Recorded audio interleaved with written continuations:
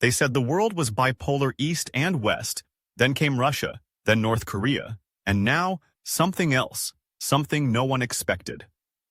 On the evening of June 14th, as Burkina Faso's capital dimmed its lights under martial curfew, a convoy of unmarked vehicles rolled through Ouagadougou's eastern corridor. No license plates, no flags. But every movement was rehearsed. Every intersection was cleared in advance. The only clue came hours later, when a single encrypted message leaked from the Presidential Guard's private channel: the third force has landed. But who are they? For weeks, intelligence services from Paris to Washington scrambled to identify the visitors. Satellite footage was analyzed, communications intercepted, nothing. Then 3 days later, President Traoré was seen entering a secured compound with a delegation wearing jet black insignias, no country, no rank, just a symbol. A silver falcon gripping both a rifle and a pen. The world held its breath. This was not Russian. This was not Korean. This was something new. Sources inside the transitional government later confirmed what many had feared and what some had hoped. Iran had entered the equation, not as a financier, not as an observer, but as a full-fledged security and strategic partner to Ibrahim Traoré. And they came not with rhetoric, but with tools. Drone specialists, cyber warfare architects, energy engineers, and, most shockingly, an elite unit from the IRGC Quds Force experts, not just in defense, but in the art of preserving revolutionary governments under siege. Why Iran? Because, like Russia, Iran understands isolation. Like North Korea, it knows how to survive sanctions, sabotage, and psyops. And like Traoré, it has never asked the West, en charge, for permission. This was not just an alliance. This was a convergence of survivalist states, an axis of unbowed sovereignty. And that made the West panic. Washington called it deeply troubling. Paris called it a new threat to African democracy. But for the people of Burkina Faso, this was insurance. Insurance against betrayal. Insurance against another foreign-backed coup. Iran's involvement goes beyond military. In a leaked memo, their offer was staggering. Establishment of a domestic drone surveillance grid. Full technical transfer of oil refining capabilities. Construction of a low-cost pharmaceutical factory, and encrypted military communication lines completely cut off from U.S.-led systems. One high-ranking official put it bluntly: Russia defends us from the outside. North Korea secures us from within, but Iran gives us the eyes to see what others hide. The consequences were immediate. France suspended aid discussions. The U.S. placed additional sanctions on Burkina Faso's central bank. NATO called an emergency session. But Traoré didn't flinch. Instead, he gave a rare televised speech from inside the heavily fortified Presidential Command Center. Calm, composed, and surrounded by advisors from 3 continents, he simply said, "You called us weak, but we built a fortress you can no longer enter." And then, in what some believe was a coordinated gesture, Russian and Iranian media released a joint interview with Traoré, recorded secretly in Moscow during Victory Day. In it, he lays out what many now call the Triad Doctrine. 1. Total de-dollarization. 2. Pan-African industrial sovereignty. 3. Mutual defense treaties with non-Western powers. The goal isn't revenge, it's immunity. But the world isn't done watching. Intelligence chatter from Langley suggests a 4th player may be entering the stage: Venezuela. Satellite tracking over Ouagadougou has detected aircraft linked to South American diplomatic fleets. The question is no longer who supports Traoré, it's who dares stand against him.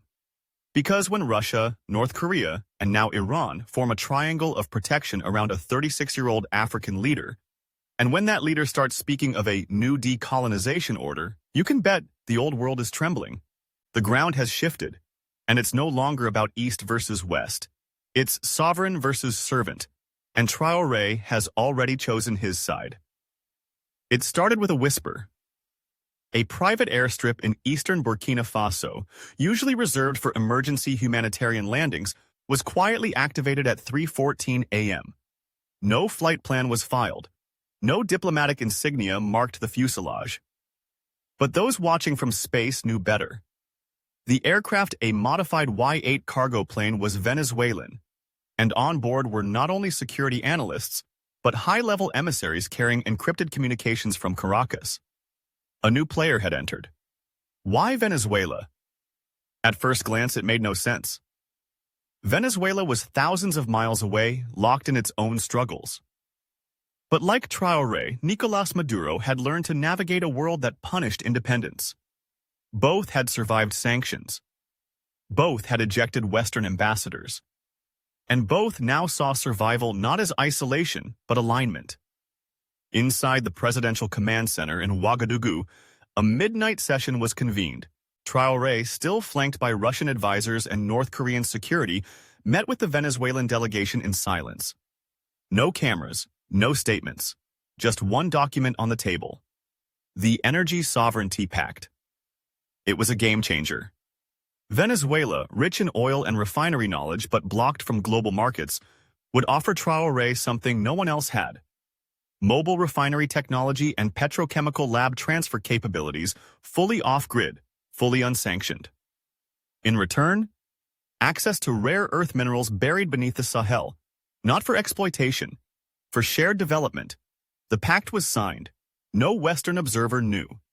Not until 2 days later, when China's diplomatic attaché in Niamey urgently requested a classified audience with AES leadership.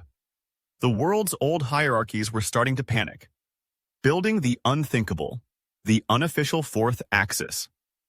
What began as survival became synergy. Burkina Faso was no longer merely resisting. It was constructing. In less than 14 months, the following now exists. A three-tiered defense shield around the presidency, designed by Russia, monitored by North Korean AI systems, and soon powered by Venezuelan-built energy microgrids. A financial prototype. Burkina Faso has stopped accepting loans from Western institutions.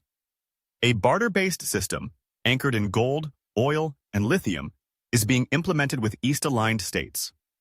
A Pan-African research hub, codenamed Lab Sovereign, being constructed with engineers from Iran and Venezuela, aimed at developing indigenous vaccines, surveillance tech, and encryption tools. One Western analyst, formerly at the IMF, described it as the single most dangerous anti-Western infrastructure project since the Cold War. But it's not being built in Moscow or Beijing, it's being built in Ouagadougou.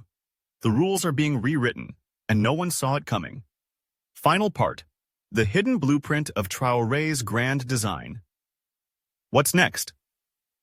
According to leaked diplomatic dispatches, Traoré has secretly proposed a new African doctrine to be unveiled at an unscheduled summit hosted not in Geneva or Paris, but in Niamey or Bamako. The doctrine will include 1. A mutual defense charter between AES countries and their new allies. 2. A unified sovereignty fund backed by African gold and managed independently of the World Bank. 3.